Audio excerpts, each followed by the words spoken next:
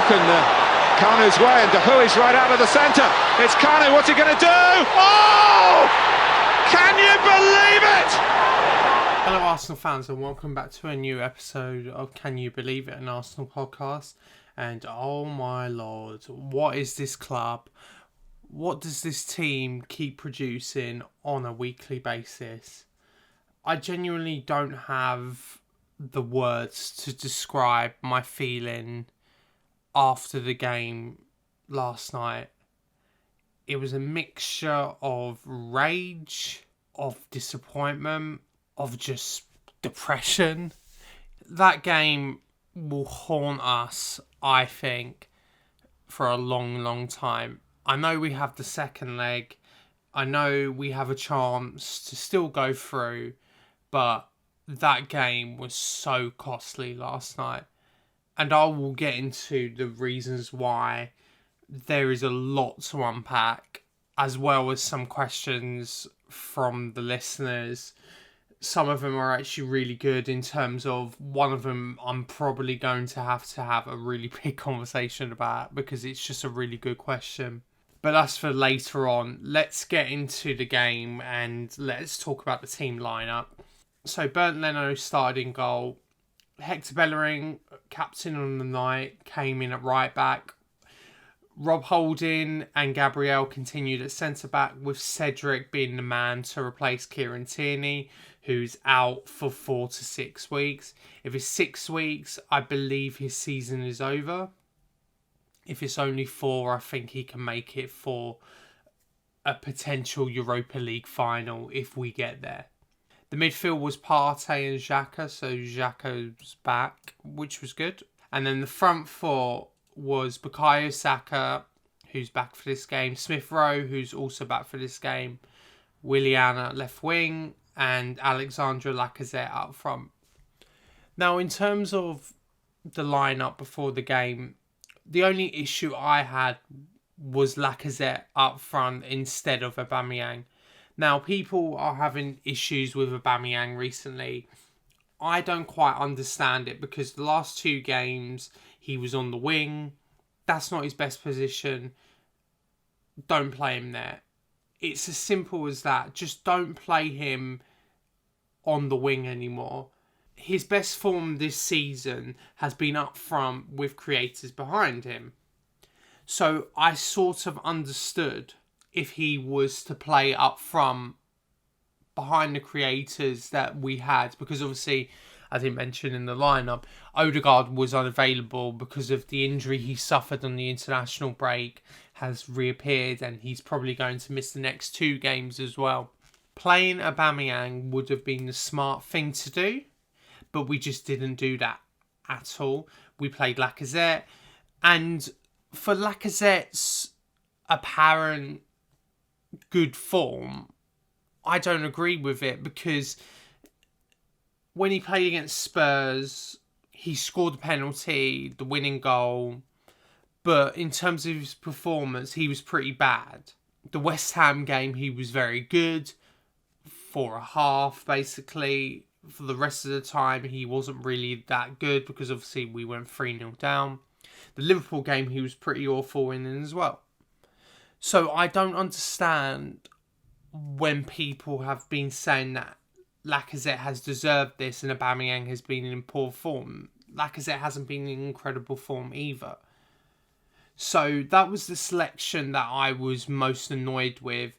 I know people had issue with Willian instead of Martinelli or Pepe, but I think at this point we just know that Arteta likes Willian and wants to get him in the side as much as possible. I know he's taken a dip in terms of selecting him, but I think for the most part, I don't think Willian would have started if Odegaard was fit. I think Smith Rowe would have been on the left. I think Odegaard would have been at number 10. So I was sort of alright with it, even if personally I would start Martinelli over Willian. I mean, there's a lot of players that I would start over Willian at this point. So we get into the game, and the first half, a lot of people weren't happy with because I think we just weren't creating enough. Now, in terms of the chances that we did create, there was that Saka big chance where he got played through and goal, and he had that curled finesse that he could have had, but he just got it horribly wrong. That should have been a goal, really.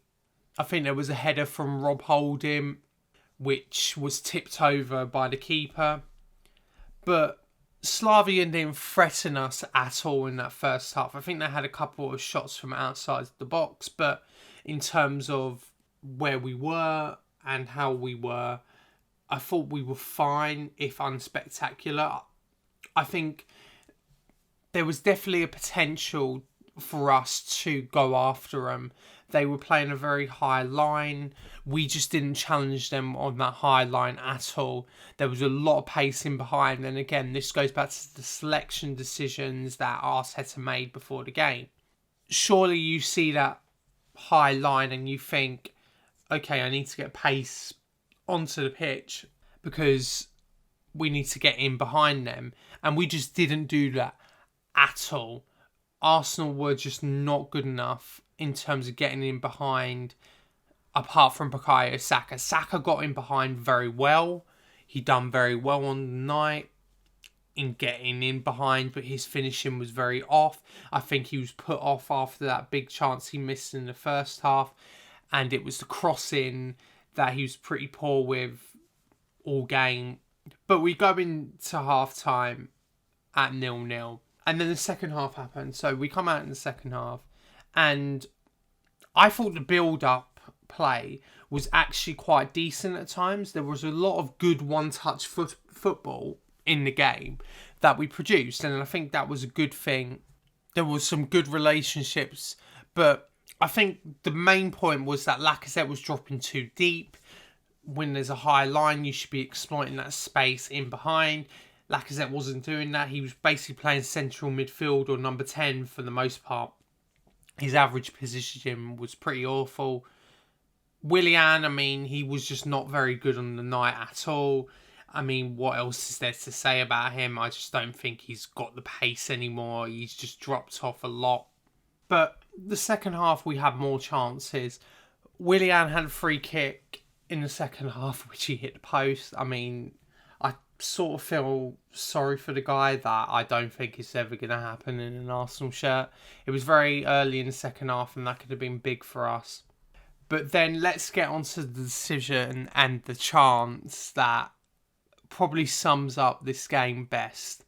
On 61 minutes, Alexandre Lacazette dispossesses a defender basically on the halfway line with no one else beyond him. He has the whole pitch to stride forward, and somehow he's still too slow where a defender still manages to catch up with him.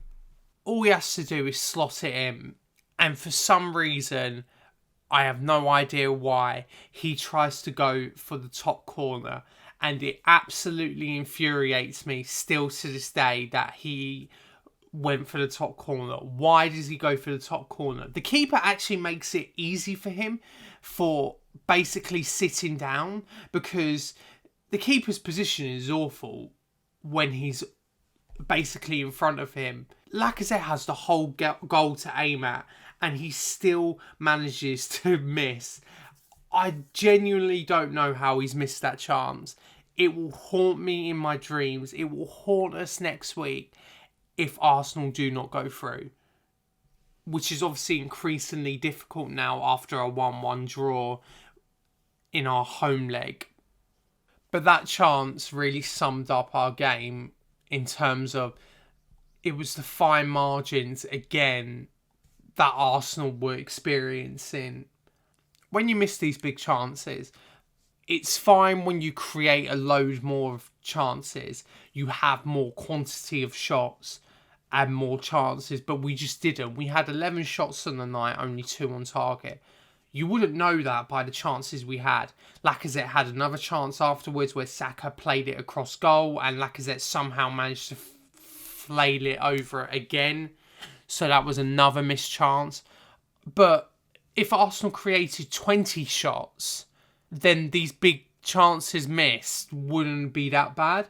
But because we don't create enough in terms of shots on target, in terms of how many shots we have a game, we miss these chances and we feel them a lot more than others. So Arsenal need to be creating more chances in the long run. I couldn't believe he missed that first chance. I still can't believe it, and I'm sorry to keep going on about it because it is a bad miss. But yeah, it just wasn't good. But I think what the regret will be is how long Arteta made the substitutions. Now, on this podcast, I haven't really discussed the potential about Arteta's substitutions being bad. I think it is something that he needs to work on, but it's not something that I think a lot of fans do mention. It's something that I've personally hated. I don't think his subs are as bad as people say. They're obviously not good, but again, this goes back to the fact that he's a novice coach and that sometimes this is going to take time for him to learn what's good and what's not. He didn't get the substitutions right last night, and I can criticise that very easily in terms of the time he brought on Martinelli and then the three changes afterwards, which were Aubameyang, El Neni and Pepe. He brought those last three players I named on the 78th minute. So he's given them 12 minutes to make an impact between now and the end of the game. It's not enough time. Bring them on at 70 minutes. Let's get 2 goals, not just the one. And again, playing on the fine margins that if they nick a goal, we are in real trouble.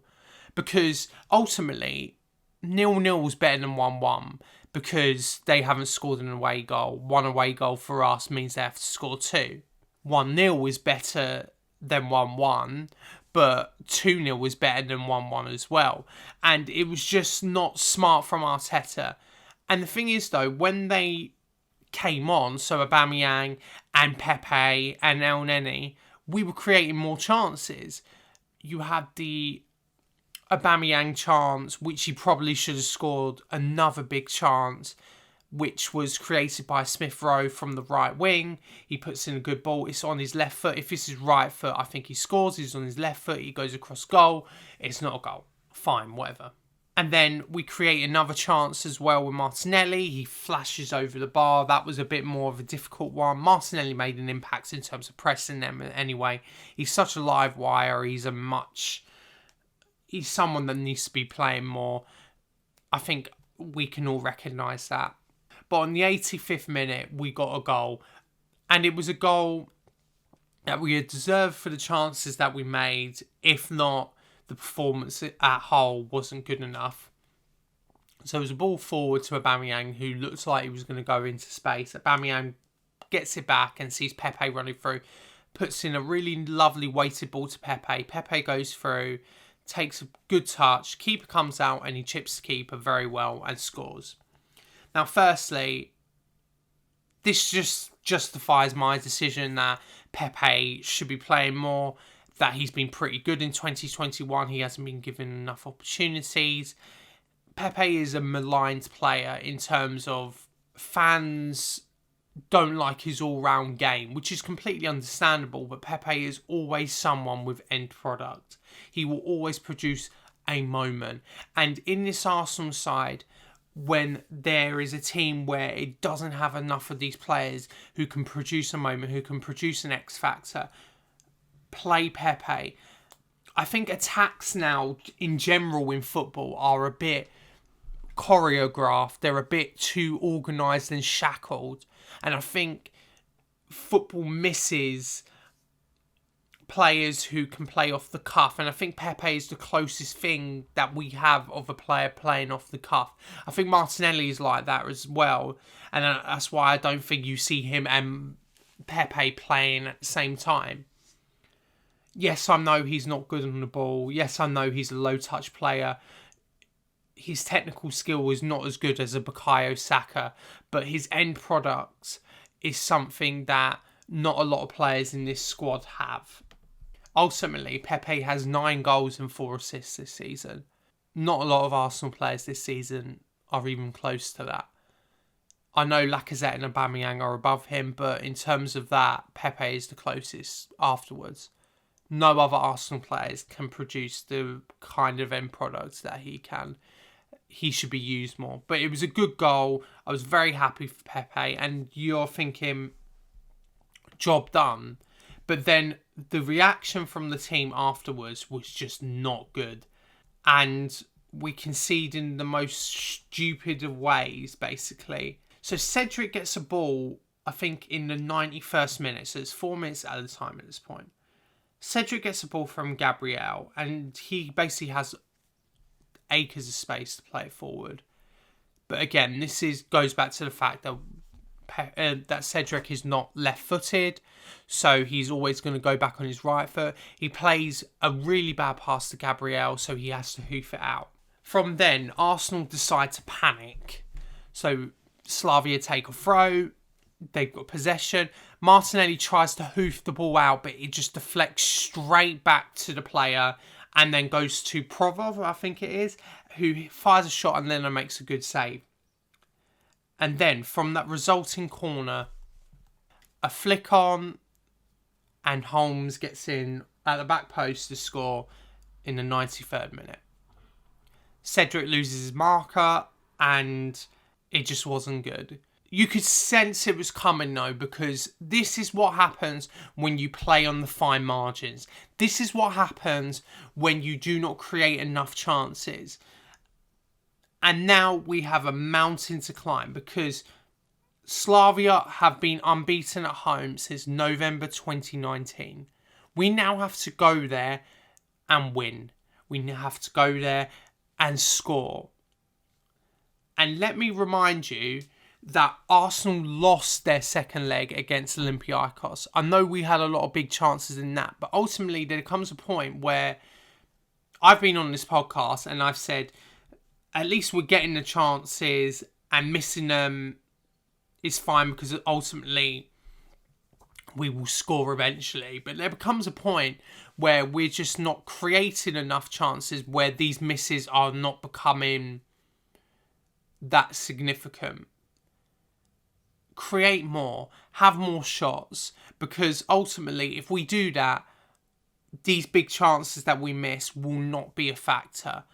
We just play on the margins too much, and it's just a shame, because I thought since Christmas we had been an improved side, but maybe we haven't, and there's a lot to do in the second leg now.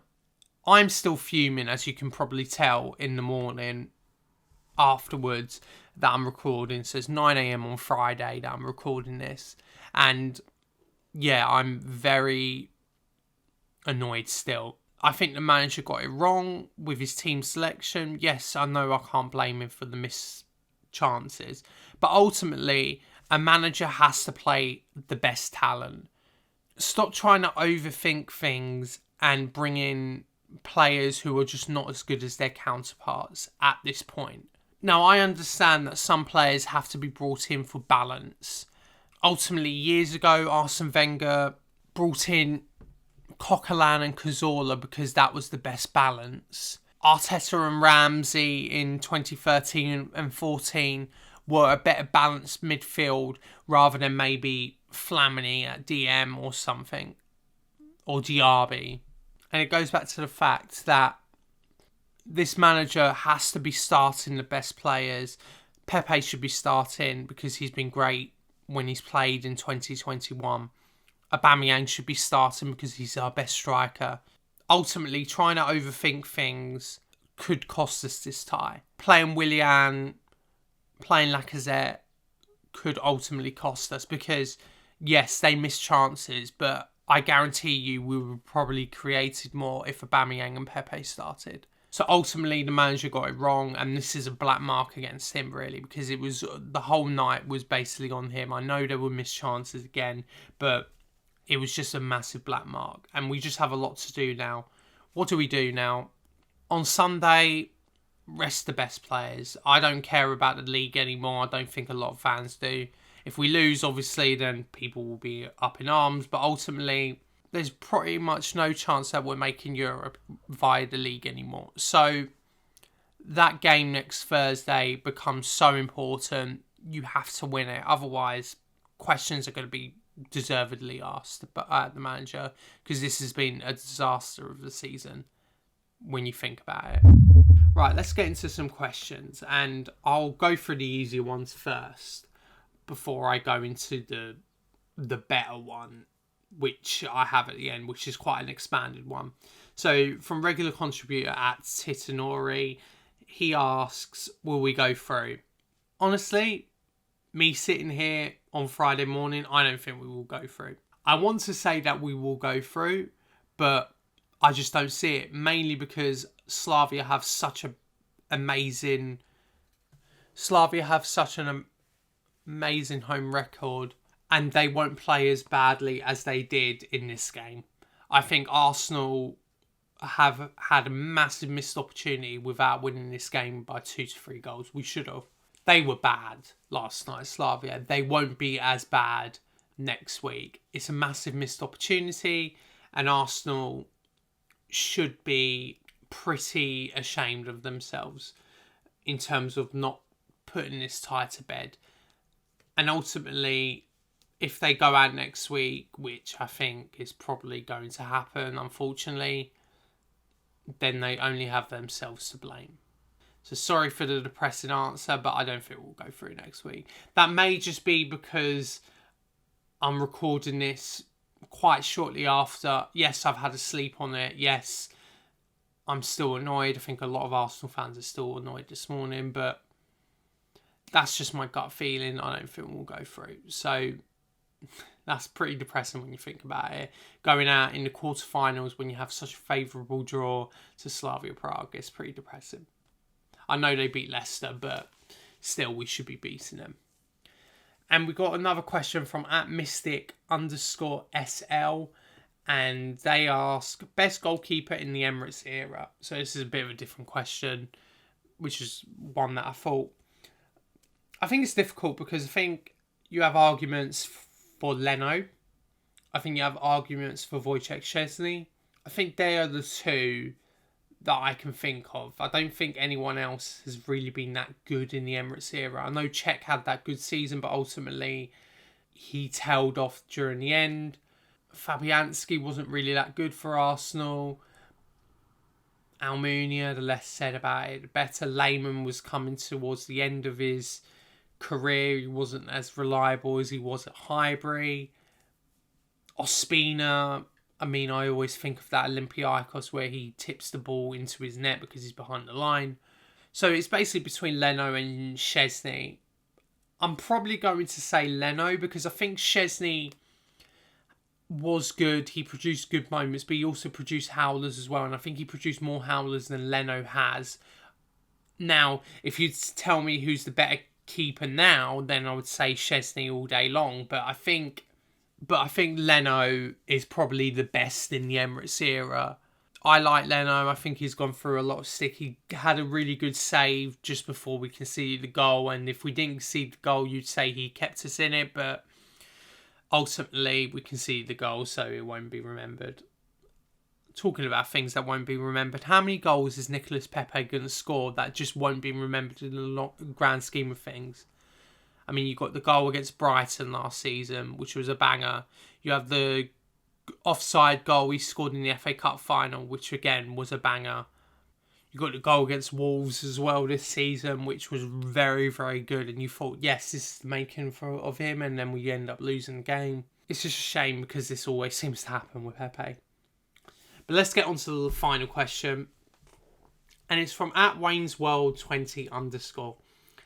And this question, he actually DM'd me afterwards and expanded on it. And I gave him a bit of an answer in the DMs, but I wanted to expand on it on the podcast. And he says, I want the best for my club, so want us to win every game / every competition like any Arsenal fan.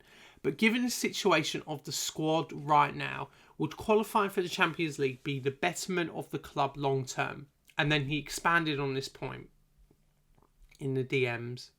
He basically said, are we going to be competitive even qualify from the group in the Champions League? Are we going to be competitive to challenge for it, or do we just want to participate because of money, and that is the right mentality?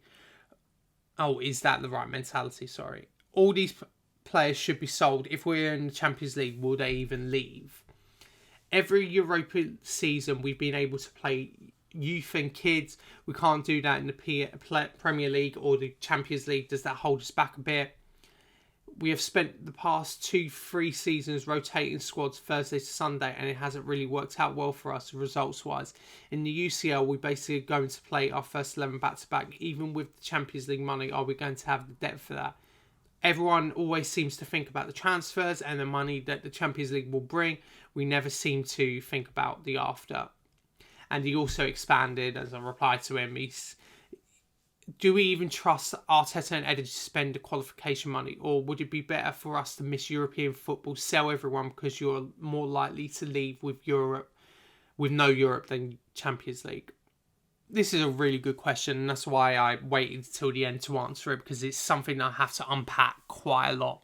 In terms of money, then yes, you would obviously say that we need to be in the Champions League because it gets us the best money so we can buy the best players. That's ultimately what you want from the club. But I think in terms of who the people are running these decisions, I don't trust them with that money, and it could actually ultimately push us further down, because yes, we would be back in the Champions League, but not because of league performance, because of winning a trophy. Now, obviously, I want to win the Europa, not because it will get us back in the Champions League, but because it will win us a European trophy. And this club is starving for a European trophy. I mean, I've said it before, 1994 was the last time Arsenal won a European trophy. That's too long for this club to not win a European trophy. In terms of the rebuild and coaching, regardless of how you think about Arteta, a season without Europe is probably better for him in terms of coaching. He gets to coach the team much more than he would if he had a season in the Champions League. I know that in terms of stature, it's important for us to be in Europe. It is important for us to be in the Champions League. But I don't think we are prepared for that. Ultimately, when Arsene Wenger finished 5th and we were in the Europa League, it felt like if we got back in the Champions League the season after, we were prepared for it. I don't think we are anymore. I think the squad is a mess. It needs a massive rebuild. And ultimately, we may need to take a few steps back, a lot of steps back, to go forward. And if a season without Europe means that Arteta gets a season of coaching these players, gets a season to get rid of the players. Now, ultimately, he probably doesn't get to bring in the players that he really wants because of the lack of money. And we know money is absolutely the most important thing in this club, in football in general. But in terms of pure coaching and going with these players, he gets a season, he gets a week off basically every match day to coach these players. Now, ultimately, Arteta may not even be here in the long term. He's definitely going to be here for the start of next season. I think there's no two ways about it. I think he might not be here the whole of next season. I think it will be different when there's fans in the stadium, because I think a lot of fans will not be accepting what happens. I think a lot of fans, including myself, accepted that we probably would have to take a step backwards when Arsene Wenger left. Even from Emery to Arteta, we've taken a huge step back. So I understand the point. Ultimately, quality and talent come up trumps, and the way you can get quality is by having more money, and having more money is being in the Champions League. We would do horrible in it. We probably wouldn't even get out of the groups if we're being real, but we'd have that money, and ultimately it would mean that we have won a European trophy, and a lot of fans will accept that. I hope we do well. I hope we win the Europa League, because that's what every fan wants. But I understand the point in terms of a rebuild, a proper rebuild. We have to maybe consider that Arsenal being out of Europe is probably a good thing because it allows us to really think about what we're going to do next. And that pains me to say it because I want our team to do well, but I think we're in such a dire state of affairs that Arsenal need to start be thinking about a long-term vision. And I just don't think we've done that since Wenger left. I think our vision is get back in the Champions League as quick as possible. But like I said earlier, it's not like when Wenger finished the season outside the top four for the first time. We are not set up to be in the Champions League anymore. We are a Europa League club, or if anything, just a mid-table club. If we want to set up to go back up, we have to really be smart and really think about the future and really think about the next 5 seasons to get back up into the Champions League, properly prepare it, rather than try and rush it back. I think Arsenal need to consider that. Being outside of Europe may be able to help them, and a lot of fans won't accept it, but it might be, and that's ultimately a sad thing. But thanks for your questions. Again, you can ask me questions at AFC Met on Twitter. I usually ask them after the game, so thanks for all your questions. Thanks for all the support this week as well. I went on a live YouTube stream this week with Deluded Gooner, which was really honourable to be on. I think I held myself well, which was quite good. If you want to check it out, go to his channel. It was a discussion about David Luiz and Xhaka, as well as the post-Liverpool game as well. So thank you for all the support on that. It's been really lovely. Thank you for listening to this podcast. It's a shame that this club has produced another crap performance in terms of result. Hopefully we can do better this Sunday. I mean, I don't really care, but ultimately next Thursday as well. But until then, come on, you Gunners. Well, it's broken Kanu's way, and De Hu is right out of the centre. It's Kanu, what's he going to do? Oh! Can you believe it?